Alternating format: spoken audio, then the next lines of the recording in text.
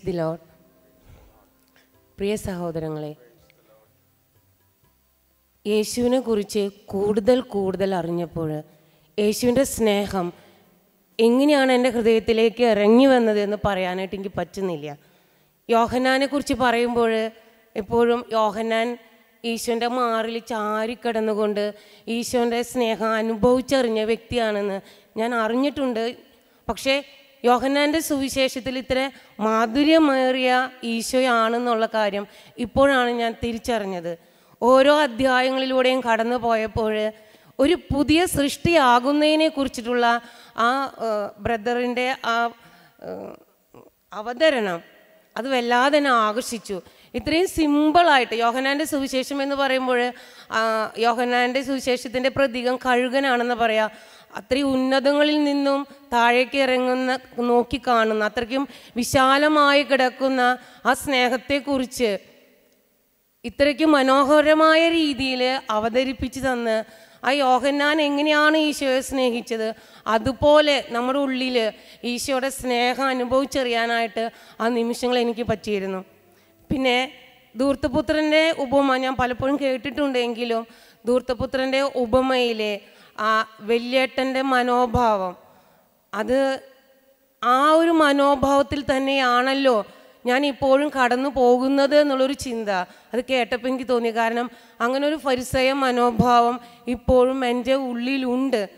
അതെടുത്ത് കളയുമ്പോഴാണ് ദൈവത്തിൻ്റെ കരുണ എനിക്ക് അനുഭവിക്കാൻ സാധിക്കുന്നുള്ളൂ എന്നൊരു ചിന്ത, അങ്ങനെ വേറിട്ടൊരു ചിന്ത ഈ ഒരു അവതരണം കേട്ടപ്പോൾ എനിക്കുണ്ടായി. അതുപോലെ തന്നെ ഇന്നലെയും ഈ ദൈവത്തിൻ്റെ കരുണയെക്കുറിച്ച് പറഞ്ഞപ്പോൾ കാണാതായ ആടിൻ്റെ ആ ഉപമ ഇവിടെ ബ്രദർ പ്രസൻറ്റ് ചെയ്ത രീതിയിൽ കാണാതായപ്പോൾ ബ്രദറിൻ്റെ മുഖത്തുണ്ടായ ആ ഒരു ഭാവം, കണ്ടു കഴിഞ്ഞത് കിട്ടിയപ്പോൾ തിരിച്ചുണ്ടായ ഭാവം, ഞാൻ അതിനെക്കുറിച്ച് ഇങ്ങനെ ചിന്തിച്ചുകൊണ്ടിരുന്നു. അത് കഴിഞ്ഞിട്ട് ഇന്ന് ധൂർത്തപുത്രൻ്റെ ഉപമ പറഞ്ഞപ്പോൾ അപ്പോഴും കാത്തിരുന്ന് കയ്യിൽ നിന്ന് പോയി വിട്ടുപോയ പാപം ചെയ്ത് അകന്നു പോയ ആ ഇളയ മകൻ തിരിച്ചു വരുന്നത് നോക്കി നിന്നിട്ട് തിരിച്ചു വരുമ്പോഴുണ്ടായ ആ പിതാവിൻ്റെ മനോഭാവം ഞാൻ എൻ്റെ മനസ്സിൽ കൂടെ കടന്നു പോയപ്പോൾ എൻ്റെ ഉള്ളിലേക്ക് കടന്നു വന്ന ഒരു ചിന്ത അത് ഞാൻ ഒന്നുകൂടെ പങ്കുവയ്ക്കട്ടെ. എൻ്റെ ചിന്ത ഞാനിങ്ങനെ ആലോചിക്കുകയായിരുന്നു, നമ്മൾ ഇത്രയും വലിയ പാപം ചെയ്തിട്ടും ദൈവം ഇത്രയും കരുണയോടുകൂടെ നമ്മളോട് കാണുന്നുണ്ടല്ലോ, ഇത്രമാത്രം നമ്മളെ സ്നേഹിക്കുന്ന ഒരു ദൈവം. ബ്രദർ പറഞ്ഞു ദൈവം എന്ന് പറയുമ്പോൾ പിതാവാണ്, ഒപ്പം അമ്മ തന്നെയാണെന്ന്. ഞാൻ അങ്ങനെ ചിന്തിച്ചുകൊണ്ടിരുന്ന സമയത്ത് എൻ്റെ മനസ്സിൽ കൂടെ കടന്നു പോയൊരു ചിന്ത ഇതാണ്, നമ്മളൊക്കെ ഇവിടെ ഇരിക്കുന്നവർ അമ്മച്ചിമാർ അപ്പച്ചമാരാണ്. നമുക്കറിയാം നമ്മുടെ മക്കൾ, ഇപ്പോൾ നമ്മൾ മക്കൾ കുറച്ച് ദൂരേക്കെങ്ങാനും ടൂറ് പോയി, കൊടൈക്കനാൽ എടുക്കുകയാണെങ്കിൽ കൊടൈക്കനാലിലേക്ക് ടൂറ് പോകുന്ന മക്കൾ രാത്രി 8 മണിക്ക് തിരിച്ചു വരുമെന്ന് നമ്മളോട് പറഞ്ഞിട്ടുണ്ടെങ്കിൽ 8 മണി കഴിഞ്ഞ് കാണുന്നില്ല, 9 മണിയായി 10 മണിയായി, സ്വാഭാവികമായിട്ട് നമ്മുടെ മനസ്സിലുണ്ടാകുന്നൊരു വേദനയുണ്ട്. അത് കഴിഞ്ഞൊരു 10 മണിയായി 11 മണിയായി നമ്മൾ അറിയുന്നു പോയ വണ്ടി കൊക്കയിലേക്ക് മറിഞ്ഞു എന്ന്. അങ്ങനെ ആകുമ്പോൾ നമ്മുടെ ഉള്ളിലുണ്ടാകുന്ന ആ ഒരു അനുഭവം നമുക്കറിയാം. അപ്പം ഞാൻ ആലോചിക്കുക, ദൈവമേ, അപ്പം എൻ്റെ മനസ്സിൽ കൂടെ കടന്നു പോകണം, ഞാനൊരു അമ്മയാണ്, എൻ്റെ മനസ്സിൽ കൂടെ കടന്നു പോയത് ഇതാണ്, ഞാൻ അത്രയും നേരം തിരിച്ചു വരുന്ന പാപി, ദൈവത്തിന് ഇത്രമാത്രം അതിന് സ്നേഹം, അങ്ങനെയൊക്കെ ഞാൻ ചിന്തിച്ചതാണ്. പക്ഷേ ഈ ഒരു ചിന്തയിലൂടെ ദൈവം എന്നെ കടത്തി കൊണ്ടുപോയപ്പോൾ എനിക്ക് മനസ്സിലായത് ഇതാണ്, അങ്ങനെ കേട്ട് കഴിഞ്ഞാൽ ആ നിമിഷത്തെ നമ്മുടെ ഒരു മാനസിക അവസ്ഥ നമുക്ക് ചിന്തിക്കാൻ പോലും പറ്റില്ല. പക്ഷേ ഒരു 2 മണിക്കൂർ 3 മണിക്കൂർ കഴിയുമ്പോൾ നമ്മൾ കേൾക്കാണ് ആ പോയേൽ പെട്ടേൽ മകളില്ല അല്ലെങ്കിൽ മകനില്ല, അവൻ തിരിച്ചു വരുന്നു എന്ന്. നമ്മൾക്ക് തിരിച്ച് മക്കളെ കിട്ടിയെന്ന് കാണുമ്പോഴുണ്ടാകുന്ന നമ്മളൊരു സന്തോഷം അത് പറഞ്ഞറിയിക്കാൻ പറ്റില്ല. അങ്ങനെ ഒരു ചിന്തയിൽ അപ്പം ഞാൻ വിചാരിച്ചത് ഇതാണ്, ആ കൊക്കയിൽ ഈ ദൈവം തൻ്റെ മക്കൾ പാപം ചെയ്താകുന്നു പോകുമ്പോൾ ആ നരകാഗ്നിയിലേക്ക് വീഴുന്നത് കാണുമ്പോഴുണ്ടാകുന്ന ഒരു വേദന. അപ്പം ഞാൻ വിചാരിക്കുകയാണ്, തീർച്ചയായിട്ടും ആ ഫാത്തിമ പ്രയറിൽ മാതാവ് കൊടുത്തത് നരകാഗ്നിയിൽ വീഴുന്ന ആത്മാക്കളെ രക്ഷിക്കണം എന്നുള്ളത് നമ്മുടെ ഓരോരുത്തരെയും ഒരു ക്രൈസ്തവൻ്റെ കടമയാണ്, ഒപ്പം തന്നെ ഒരു വിളിയാണ്, ആത്മാക്കൾക്ക് വേണ്ടി ഒരു ദാഹമാണെന്ന് വലിയൊരു ആഴമേറിയ ബോധ്യം എനിക്ക് കിട്ടി. നിങ്ങൾക്കറിയാം, 3-4 ദിവസമായിട്ട് ബ്രദർ നമുക്ക് വലിയൊരു വിരുന്നൊരുക്കുമായിരുന്നു. ഓരോ ദിവസവും വ്യത്യസ്തമായ വിഭവങ്ങൾ ഒരുക്കിയിട്ടുള്ള ഈ വലിയ വിരുന്ന് ഒരുക്കി തന്ന ആ ബ്രദറിന് അകമഴിഞ്ഞ നന്ദി ഞാൻ രേഖപ്പെടുത്തുകയാണ്. ഒപ്പം ദൈവത്തിന് നന്ദി പറയുന്നു. ദൈവമേ നന്ദി, ദൈവമേ സ്തോത്രം. നമ്മളിപ്പോൾ ഈശോനെ എഴുന്നള്ളിച്ച് വെച്ച് കുറച്ച് സമയം പ്രാർത്ഥിക്കാൻ പോവുകയാണ്. നമുക്കെല്ലാവർക്കും എഴുന്നേറ്റ് നിൽക്കാം, മുട്ടുകുത്താം.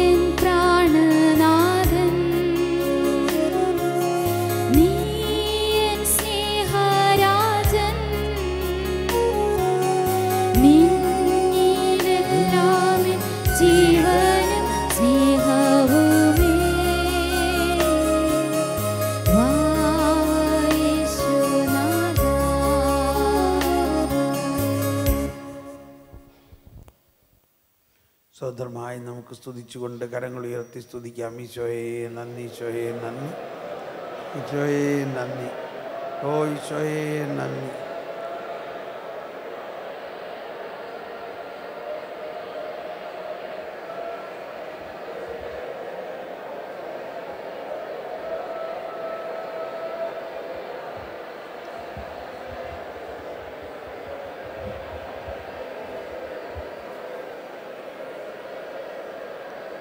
Shala, hala, bala, bala, bala, bala, bala, bala, bala.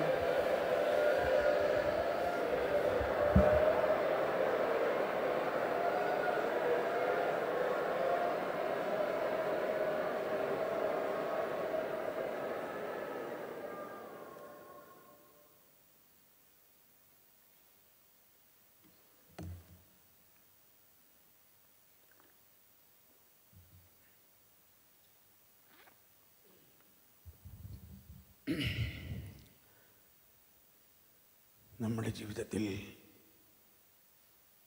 Isho ജ്ഞാനസ്നാനത്തിലൂടെയും സ്ഥൈര്യലേപനത്തിലൂടെയും വിശുദ്ധ കുർബാനയിലൂടെയും യോഹന്നാൻ്റെ സുവിശേഷത്തിലൂടെ നമ്മൾ കണ്ടത് എല്ലാം ചെയ്ത് കഴിഞ്ഞിരിക്കുന്നു.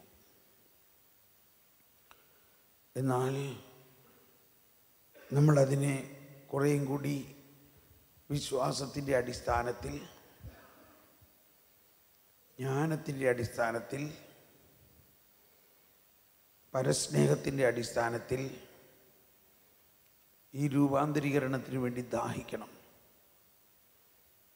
നമ്മളിൽ ദൈവനീതി കവിഞ്ഞൊഴുകണമെങ്കിൽ നമ്മളിലുള്ള ഫരിസേയ മനോഭാവം അകലണം. നമുക്ക് ആ ഫരിസേയ മനോഭാവത്തെ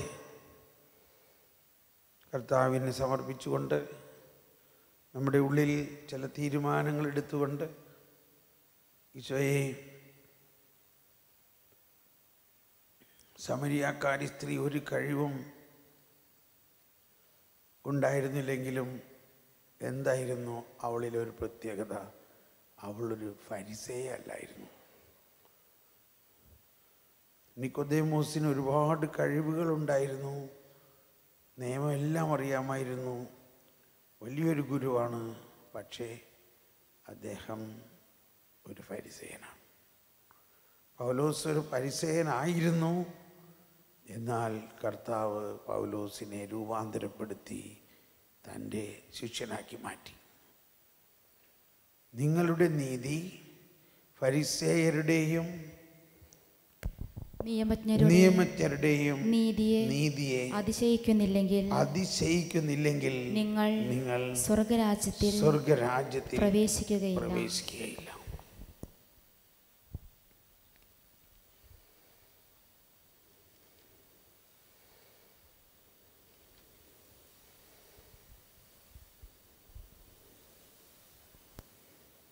നമ്മളിലുള്ള പരിസയ മനോഭാവത്തെ എളുപ്പം മാറ്റാൻ പറ്റില്ല. അത് വളരെ ബുദ്ധിമുട്ടുള്ള ഒരു കാര്യമാണ്. പക്ഷേ അത് തുടങ്ങേണ്ട ആദ്യത്തെ വിധി ഈശോ പറഞ്ഞു, ആരെയും വിധിക്കരുത്. നമ്മൾ മറ്റുള്ളവരെ വിധിക്കുക, അവരുടെ കുറ്റം കണ്ടുപിടിക്കുക, അതിൽ നിന്ന് നമുക്കൊന്ന് പിന്തിരിയാൻ നമുക്കൊന്ന് ആഗ്രഹിക്കാം. ഇന്നു മുതൽ ഒരു തീരുമാനമെടുക്കാം. കല്ലെറിയാൻ വന്ന ഫരിസേയരോട് ഈശോ പറഞ്ഞു, നിങ്ങളിൽ പാപം ചെയ്യാത്തവർ ആദ്യം കല്ലെറിയട്ടെ. നമുക്കാരെയും കല്ലെറിയാനുള്ള യോഗ്യതയില്ല. നമുക്കാരെയും വിമർശിക്കാനുള്ള യോഗ്യതയില്ല. നമുക്കാരുടെയും കുറ്റം കണ്ടുപിടിക്കാനോ വിധിക്കാനോ ഉള്ള യോഗ്യതയില്ല. എന്നാൽ നമ്മൾ വിശ്വസിക്കുക, എല്ലാവരിലും ക്രിസ്തു രൂപപ്പെട്ട് കഴിഞ്ഞിരിക്കുന്നു. അറ്റ്ലീസ്റ്റ് നമ്മളുടെ സമൂഹത്തിൽ, നമ്മുടെ ഭവനത്തിൽ, ക്രിസ്ത്യാനികളിൽ ക്രിസ്തു ഉണ്ട്. ആ ക്രിസ്തു എല്ലാം കാണുന്നു. പരിശുദ്ധാത്മാവുണ്ട്, പിതാവുണ്ട്. ആ Christ centred life, christocentric life, കൊന്ത ചെല്ലുമ്പോഴും ക്രിസ്റ്റോ സെൻട്രിക് ആണത്. കരുണക്കൊന്ത ചെല്ലുമ്പോഴും ക്രിസ്റ്റോ സെൻട്രിക് ആണ്. ക്രിസ്തുവാണ് നമ്മുടെ ജീവിതത്തിൻ്റെ എല്ലാം എല്ലാം എല്ലാം എല്ലാം. അവനിലൂടെ, അവനിലേക്ക്, അവന് വേണ്ടി. ഈശോ തന്നെ പറഞ്ഞു, സകലതും പിതാവേ എന്നെ ഏൽപ്പിച്ചിരിക്കുന്നു. അങ്ങനെ നമ്മളങ്ങ് സർവാധിപനായ ഈശോയ്ക്ക് അങ്ങ് ഒന്നാം സ്ഥാനം കൊടുത്തുകൊണ്ട് നമ്മൾ ഇന്ന് തന്നെ നമ്മുടെ വീട്ടിലുള്ളവരെ കുറിച്ച് ചിന്തിക്കാം. നമ്മൾ അവരുടെ കുറവുകളെ എല്ലാം ഈശോയ്ക്ക് കൊടുക്കും. അവരെ കുറ്റം പറയണ്ട, അവരെ വിധിക്കണ്ട. നമ്മുടെ ശുശ്രൂഷ മേഖലകളിൽ നമ്മളൊരു ടീം ലീഡറാണെങ്കിൽ നമുക്ക് എല്ലാവരുടെയും കുറ്റം കണ്ടുപിടിക്കാം. കുറ്റമില്ലാത്തവരാരുമില്ല. അതിലല്ല നമ്മുടെ കഴിവ്. അവരുടെ കുറ്റങ്ങൾ കാണുമ്പോൾ അവരെ സ്നേഹത്തോടെ, കരുണയോടെ തിരുത്താം, അവരോട് പറഞ്ഞ് മനസ്സിലാക്കാം. മറിച്ച് നമ്മളവിടെ ഒരു ബോസ് ആയിട്ട് അല്ല. ഈശോ പറഞ്ഞു, ഞാനൊരു ബോസായിട്ടല്ല വന്നേ, ഞാനൊരു ശുശ്രൂഷകനായിട്ട് വന്നേ. ഞാൻ നിങ്ങളെ ശുശ്രൂഷിക്കാനാണ് വന്നത്, ശുശ്രൂഷിക്കപ്പെടാനല്ല. അപ്പോൾ ഈ മനോഭാവം നമ്മളിൽ ഉണ്ടാകണമെങ്കിൽ എൻ്റെ ഒരു കണ്ടുപിടുത്തം ഇതാണ്: നമ്മളിൽ ഫരിസേയൻ ഉണ്ടാകരുത്. നമ്മുടെ സഹപ്രവർത്തകർ, നമ്മുടെ കൂടെ ജോലി ചെയ്യുന്നവരൊക്കെ നമുക്ക് വരച്ച വരയിൽ നിർത്താം. അതിലല്ല. അവരോട് സ്നേഹത്തിൽ അവരെ ബഹുമാനിക്കുകയും അവരുടെ കുറവുകളെ സ്നേഹത്തിൽ സ്വീകരിക്കുന്നതിലാണ് ഈശോയുടെ പൗലോസ്ലീഹ പറയാറുള്ളത്, നമ്മുടെ ബലഹീനതകളിൽ നമ്മളോട് സഹതപിക്കാൻ കഴിയാത്ത ഒരു പ്രധാന പുരോഹിതനാണോ നമുക്കുള്ളത്? നമ്മൾ പ്രത്യേകിച്ച് ശുശ്രൂഷകരിൽ പല ബലഹീനതകളും ഉണ്ടാകുന്നതിൻ്റെ ഒരു കാരണം, അതില്ലായിരുന്നെങ്കിലത്തെ അവസ്ഥ ഒന്ന് ആലോചിച്ച് നോക്കിയേ. അതില്ലായിരുന്നെങ്കിൽ നമ്മൾ വലിയ മാലാഖമാരെ പോലെ കുറേയും കൂടി അഹങ്കാരികളായി മാറിയനെ. നമ്മൾ അഹങ്കാരം ഉണ്ടാകാതിരിക്കാൻ വേണ്ടിയാണ് കർത്താവ് കുറേ ബലഹീനതകൾ നമുക്ക് തന്നിട്ടുള്ളത്. അതാണ് എബ്രായ ലേഖനം 5-ാമത്തെ അധ്യായത്തിൽ പറയുന്നത്, അവർ തന്നെ ബലഹീനരായതുകൊണ്ട് അവർക്ക് മറ്റുള്ളവരോട് സഹതാപം ഉണ്ടാവും. നമുക്ക് ആ ബോധ്യത്തോടു കൂടി ഒന്നുകൂടി നമുക്ക് സ്തുതിച്ച് പ്രാർത്ഥിച്ചുകൊണ്ട് നമ്മുടെ ജീവിതത്തെ ഒരു പുതിയ സൃഷ്ടിയാക്കുക എന്നതിൽ പാപത്തിൽ നിന്നും ഉള്ള വിമോചനത്തിൻ്റെ സൃഷ്ടിയല്ല, അത് തീർച്ചയായിട്ടും നമ്മൾ ആയിക്കഴിഞ്ഞിരിക്കുന്നു. ഫരിസേയ സ്വഭാവത്തിൽ നിന്നും നമ്മളെ മോചിപ്പിക്കാൻ വേണ്ടി നമുക്കൊന്ന് പ്രാർത്ഥിക്കാം. ഹല ഹല ഹല ഹല ഹല. നിങ്ങളിൽ പാപം ചെയ്യാത്തവർ അവളെ കല്ലെറിയട്ടെ. നമ്മളിലുള്ള ഫരിസേയ സ്വഭാവത്തെ ഈശോയെ സമർപ്പിക്കുന്നു. ഞങ്ങളിലുള്ള ഫരിസേയ സ്വഭാവത്തെ സമർപ്പിക്കുന്നു. ഓ ഈശോയെ, ഞങ്ങളിലുള്ള ഫരിസേയ സ്വഭാവത്തെ സമർപ്പിക്കുന്നു. വെള്ളം വീഞ്ഞാക്കിയതുപോലെ ഹല ഹലബല ഹലബല ഹലബല.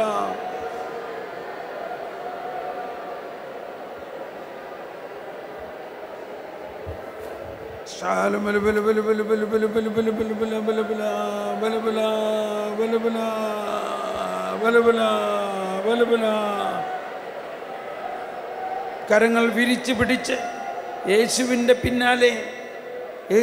പിന്നാലെ എന്നുള്ള ഗാനം ആലപിക്കുമ്പോൾ നമ്മൾ ഇന്ന് കേട്ടു സഹനത്തെക്കുറിച്ച്. നമ്മുടെ ജീവിതത്തിലെ സഹനങ്ങൾ മറ്റുള്ളവരുടെ കുറ്റമായിട്ട് കണക്കാക്കാതെ ഈശോയെ പ്രതി സ്വീകരിക്കുകയും ഈശോയുടെ പിന്നാലെ പോവുക എന്ന് പറഞ്ഞാൽ ഫരിസേയനെ വിട്ട് യേശു ശിഷ്യനാകുക.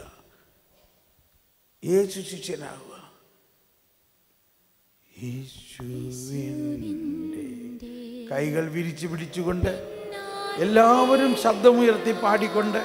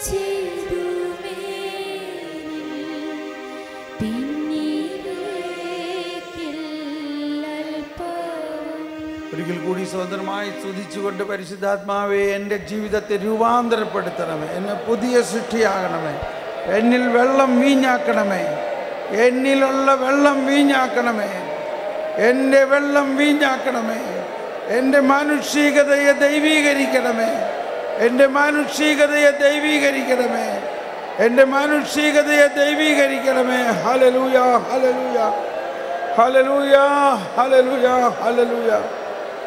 എന്നിലുള്ള എല്ലാ മാനുഷികതകളെയും വിശുദ്ധീകരിക്കുന്ന യേശുവിൻ്റെ കുരിശിൽ ഞാൻ അവയെല്ലാത്തിനെയും തറച്ചത് അവിടുത്തെ ഉത്ഥാനത്തിൽ വിശ്വസിക്കുന്നു.